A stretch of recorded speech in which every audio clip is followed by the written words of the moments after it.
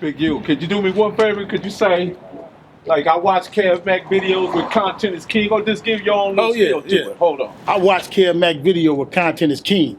If you ain't getting it from Kev Mac, you ain't really getting it right. Peace. That's coming from Big U. Good shit. You know what I mean? Who's Big U? The nigga that didn't do jumping jacks. That nigga that's taller than you. Why you get behind me? That's bullshit. And you couldn't make it do no exercise.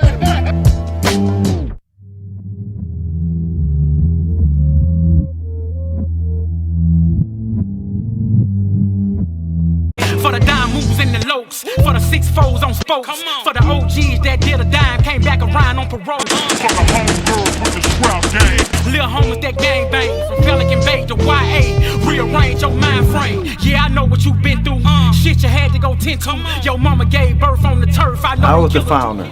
I created Conan Parker in my mother's garage. I had a lot of, lifting weights, and I was on swole. They started calling me Big Miz. kevmacvideos, you know. Show. For sure. kevmacvideos, open your soul. This is the beginning. Who is Steve? Steve was my partner, man. Steve was married to my wife's cousin. Steve was married to my wife's cousin, and that's how I knew Steve. So when I was moving with Nip, and we was hitting so many bridges because people were scared of the Big U name, the Big U reputation, I brought Steve on. But before I went to Steve, I went to Briana Prescott, because Briana Prescott was the first one to fly me anywhere dealing with money, Briana and Poon. So when I first paroled, the first thing I ever did in music was Poon and Briana Prescott flew me to New York. And I probably had been out maybe a month, maybe 2 months.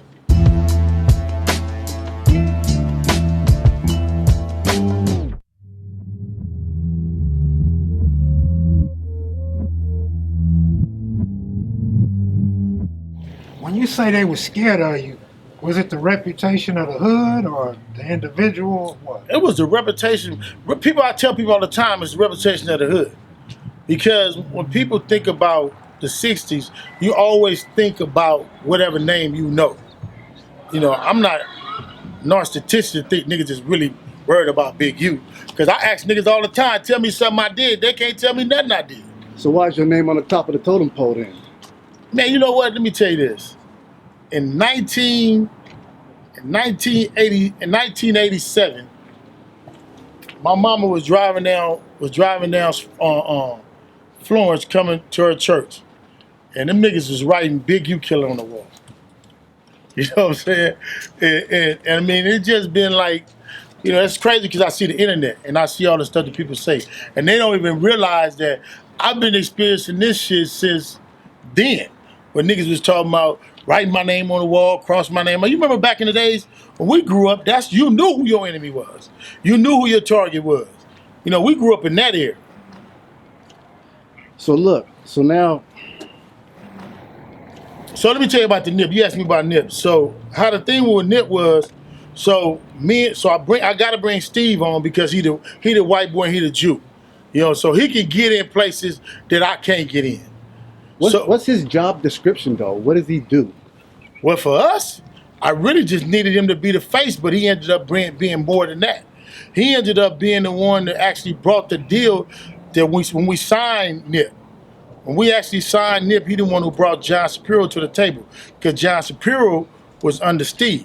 So we signed Nipsey with I want to say 2009 is actually when we actually physically executed the contract. Because his brother, Sam, went to jail before that. So when we was dealing with him, it was him. Sam went to jail probably when about a year after we started moving with Nip. Sam go to jail. Nip living on 85th or something like over there on the other side of West. He go to jail. They lose the house. Nip moved in my condos. I owned some condos in Hawthorne that I was dealing with my business partner. And so Nip was staying in my condos over here and recording over there. And so I had some apartments on 103rd, which is the ones I first bought when I first paroled. Because I had bought two apartments my family lived in them. Because my cousin Marvin gave me a lot of money when I came home. Listen, before you, Nip, and Steve signed those contracts, were there any issues going on with Nip? Any messes that you had to clean up? Yeah, man. Nip was signed to like, I don't even want to say the dude's name, but Nip didn't never tell us that he was signed. He had signed a distribution deal with some other company, him and his brother, and they had gave the dude like $15,000 to distribute Nip music. We found out about that later. So one night, Nip and Steve got into it when Steve was in New York, and Steve found out that Nip had already somebody had put a contract on Steve while they was on the TV show, and Steve decided Nip is one of his new artists, and he put a contract out and showed it to Steve. Showed it to Steve. Steve was mad. Steve flew back to LA. We had damn, what's that music thing? What's the where you buy all the music equipment from? Guitar Center. We had Guitar Center in the Valley. Nip and Steve is going at it, about to come to blows. I'm sitting there looking like. Anyway, make a long story short, I ended up getting on the phone with dude, telling dude that contract over with. You know what I mean? We finna move on to a whole nother thing. He ended up squashing the contract, and then that's when we ended up signing. But so basically, you saved Nip's professional career at that time. That was the first incident. Yeah, that was the first incident. So let me ask you something. There was a point in time where you and Nip didn't see eye to eye, right? And that relationship went sour. Right. What was that about? That was over. Well, I got to take you all the way back to when I got arrested. So we was on tour with Game. I had did Game's shoe deal with 310. With 310 and Skechers, I had did Game's shoe deal. And so that's what established. It's funny how I hear Game tell a story and how he met Nip and all that. It's always funny how I hear everybody tell his stories. But I had did Game's shoe deal through Jimmy Henchman. And I made like $280,000, my first real money I got and made on Coming Home. That's the first money I ever made in music, was when I did the Skechers deal. So 310, Mark later had a deal with Skechers. Skechers then signed Game. And Jimmy Henchman put that deal together and was looking out for me. So that established my relationship with Game. So that's how I knew Game. And then when Game got ready to do the tour, we got Game. Game had already did the Nip song. He had already forgot about it. So then I asked Game to bring Nip on the tour through Dougie D. So Dougie D was my contact to Game because he was managing Game. So we ended up doing a tour. We ended up getting a mobile home bus. And on the mobile home bus, one of my partners, they was looking for the bus. Make a long story short, it was some issues with the bus. They thought I was him. While we on the road, they ended up hitting my house. You know what I'm saying? End up taking me to jail and what have you. So I lead the music business. That's the reason why I'm like, man, I'm gonna kick back for a minute. They still stayed on the road. I was upset with Steve and Nip, but really more Steve about how the shit was handled, because when I got popped, nobody really came to bail me out but Jamal Rashid. Jamal Rashid was there to bail me out, and the homies came and got me. So then I'm like, I left music. I really didn't do music no more. But the equipment they was recording on was my equipment that I had bought. You know what I mean? So when I got ready to get back in the music business, I needed to use the equipment. So that's what I'm like, I need to have access to the equipment, but you couldn't get to the equipment because the equipment was locked up in the building. You feel me? So then that's when our conflict started. Let's wrap this up. But look, go ahead, shoot your shot. You familiar with Game's manager? Which one? Wack 100. Am I familiar? Yeah, I'm familiar. Okay. He made a statement, right? And I statement? totally disagree with him on it. What was it? And the statement was that Nip wasn't a legend. What's your thoughts on that? I did a thing to that. Nip was a legend all the way around. I agree. You know what I mean? Nip was a Nip was the epitome he was the epitome of legendary, you know, in any way you look at it, talk about it, you know, living and deceased. He was epitome of being somebody who was living legendary status and had reached it even after he had left.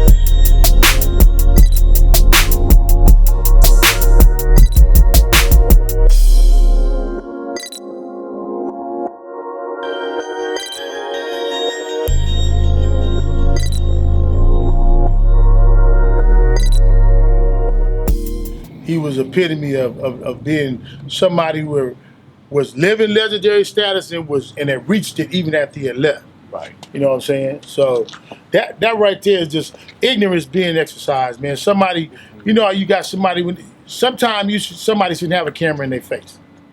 That's all that is. You know what I mean? You can be saying your opinion and your truth, but the way you deliver it and the way you say it is offensive. True. You know, and consistently riding that. I wanna touch on you and Nip real quick. Right. Because before Nip died, you were in New York filming videos with this guy. Yeah, well, and Nip was supporting developing options every time before he died. Right. Now, me and Nip, I mean, to keep it 100, me and Nip was cool even after the little incident up there. Incident we had the shot. It wasn't my incident. It wasn't nothing I created. It was something that he understood that the issue wasn't really with me. It was just me addressing somebody saying something about me. Me and Nip talked, probably 2 days after the whole incident. We never went through not talking to each other. We never, because you got to remember, I didn't own Nip. Most people break up because it's either over broad, over money, or something like that. Me and him ain't never had none of them issues. I got one issue with you and Kev Mac, right? Right. Now let me finish this Nipsey thing. I want to hear this. Okay. I got an issue with you and Kev Mac. There was a YouTube video that popped up because someone stole a live that you did, and I was there. Mm-hmm. And they spliced it to a point where you and Kev Mac were laughing.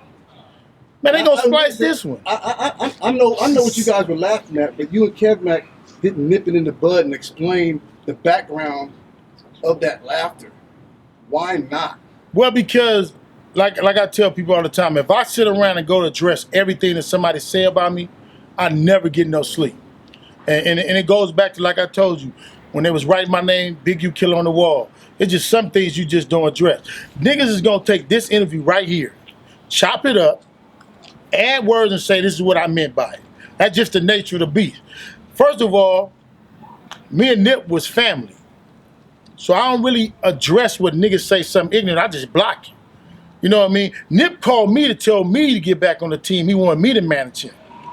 You know what I'm saying? Nip called me. I didn't call Nip. When Nip signed to Atlantic, me and Nip talked. I knew every move he ever made. You know what I'm saying? He called me. Guess who paid for my plane ticket to go to New York? Nip did. Guess who got me the hotel room while we was in New York? Nip did. Guess who even got me back motivated to do OSBS and do music? Nip did. You know what I'm saying? So if I sit around and address every ignorant post or nigga saying something, I'd be dead in the dirt. Then I'm biting into what they want me to. I mean, the conspiracy theories got so crazy where they put you as the conspirator of killing Nip. Which is the dumbest shit in the world, you know what I'm saying? But I mean, you know what? They gonna do that though, because you got people, and how can you tell? Because the first thing gonna tell you is, follow my page, like, and subscribe. What's up, YouTube? Make sure you subscribe. Make sure you go hit that like button. Make sure you hit that notification bell so you can keep getting these videos when they drop. And make sure you share this video. Follow my page, like and subscribe. You know what I'm saying? You ain't seen not one major news publication or article, anybody say nothing like that because they got to report the truth. Step further, you don't even see their face. All they're doing is they just talking behind the camera. But they gonna do that though. I mean, you know, you gotta understand, like I tell my kids all the time, that's the nature of the beast that we live in right now.